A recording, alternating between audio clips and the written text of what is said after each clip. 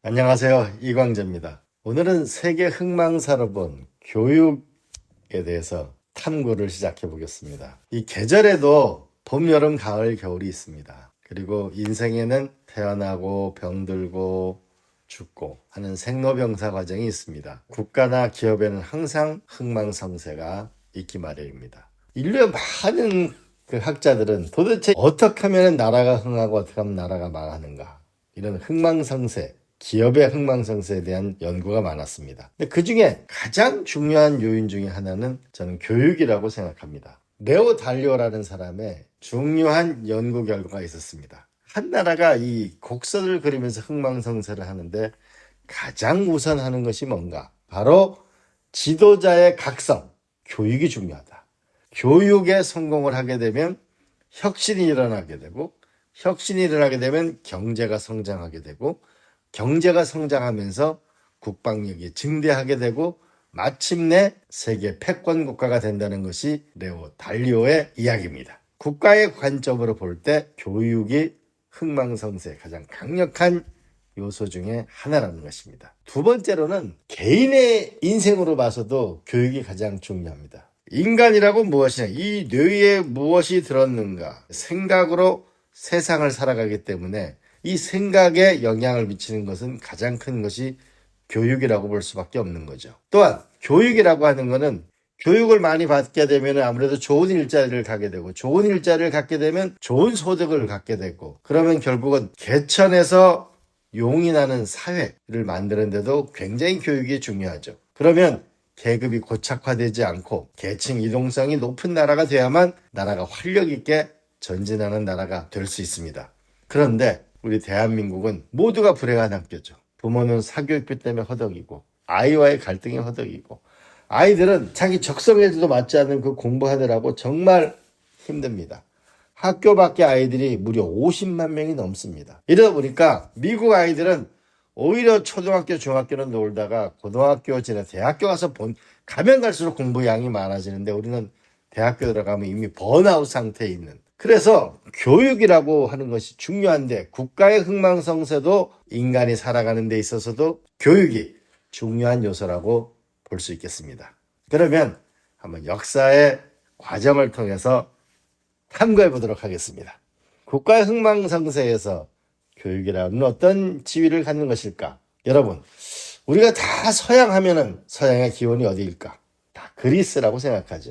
이 그리스에서는 가장 유명한 게 뭐죠? 결국 플라톤이나 아리스토텔레스라는 사람 아닌가요?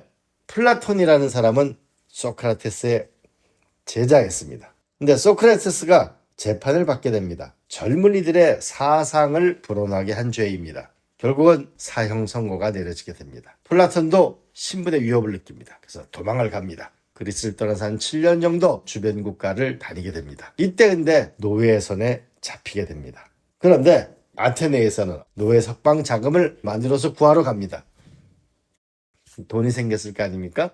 그러니까 플라톤이 돌아와서 무엇을 하느냐? 플라톤 아카데미라는 것을 세우게 됩니다. 서양 철학의 근본이 생기는 것이죠. 이 플라톤 아카데미는 어떻게 운영이 됐을까라고 보면 수백 명의 학생이 아니라 수십 명이 해서 토론한다는 거거든요. 생각하는 힘, 질문하는 힘, 토론하는 힘.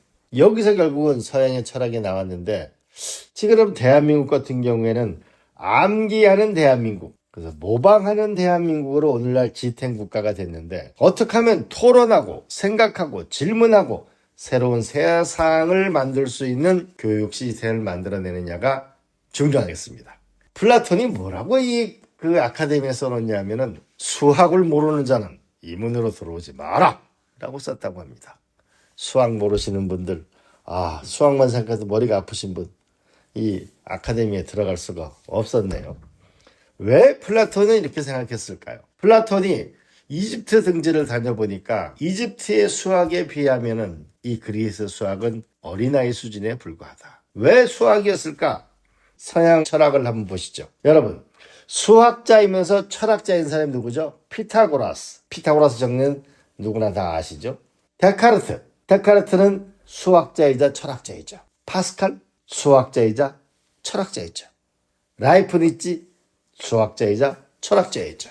결국은 인간은 왜 살고 어디에서 어디로 가는가 라고 하는 이 근본적인 질문을 파고 파는데 결국 논리적인 수학, 이성적인 훈련이 중요하다는 것입니다. 첫 번째는 토론하고 생각하는 생각의 힘을 키우는 교육이 중요하고, 두 번째로는 수학, 논리와 실증적인 교육이 중요하다는 것을 플라톤 아카데미에서 우리가 얻을 수 있는 교훈이었습니다. 서양 문명이 그리스였다면 이제 한번 중국으로 여행을 떠나보도록 하겠습니다. 중국 하면은 누가 생각날까요? 바로 공자죠. 30살쯤에 제자들을 가리키는 서당을 열게 됩니다. 공자의 탁월한 점은 신분에 상관없이 공부를 할 수 있는 기회를 열어줬다고 합니다. 그래서 공자의 제자가 3,000명인데 안회 등 이런 제자들이 있었다고 합니다. 춘추 전국시대, 춘추 전국시대라고 하면은 여러 나라들이 어떻게 하면 부국강병을 해서 누가 중국의 패권 국가가 되는가라는 경쟁하는 시기에 제나라라는 나라가 있었습니다. 무슨 일을 벌이느냐? 바로 직하학궁, 큰 학교를 엽니다. 여기에는 수천 명의 학생과 수백 명의 교수들이 있었다고 합니다. 서로 어울려 토론을 했죠. 국가가 지원을 하고. 그러다 보니까 여기에서는 춘추 전국 시대에 온갖 부국강명을 주장하는 다양한 사상들이 꽃처럼 피어오르게 됩니다. 그러면 중국에서는 수학이 없었을까요? 중국에서도 역시 수학이 있었습니다. 기원전 2세기에 주비상경이라는 것, 그리고 구장산술이라는 수학책이 있었습니다. 이 플라톤은 수학이 사유를 키우는 힘을 만든다고 했는데요. 중국은 좀 달랐습니다. 어떤 거냐면 중국은 농경시대였으니까 토지를 측량, 이런 대규모 관계시설을 해야 되고, 그 다음에 농사를 져야 되니까 하늘의 별을 보고 24절기를 봐야 되기 때문에 역법에 대해서 공부를 하게 되는 이런 수학으로 발달하게 되는 거죠. 그러니까 서양의 수학이라는 것이 주로 논리적인 추론의 힘이었다면 중국의 수학은 주로 실용적인데 쓰여지게 됐습니다. 자, 그러면 앞으로의 교육개혁, 교육이라는 걸 생각해 본다면 두 가지를 빼놓을 수가 없을 겁니다. 그리스, 중국 모두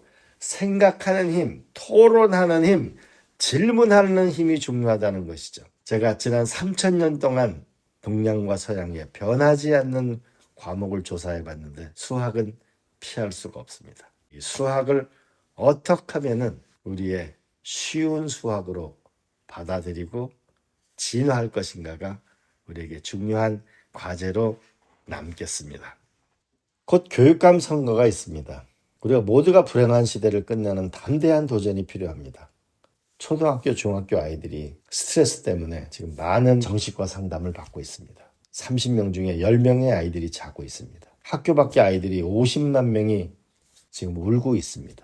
이제 암기하는 대한민국의 시대를 끝내야 합니다. 새로운 인간을 만들어내야 합니다. 너무 많은 과목을 가지고 아이를 쥐어짜는 게 아니고 뭔가 근본적인 교육개혁이 필요합니다. 생각하는 힘을 만드는 것, 수학이라고 하는 논리와 추론의 힘을 만들어주는 것, 그 길을 가는 것이 국가도 흥망으로 올라갈 수 있고 개인도 탄탄하게 성장해 나가면서 개천에서 용이 나는 사회를 만들 수가 있고 통합적인 사회를 만들어 나갈 수 있습니다.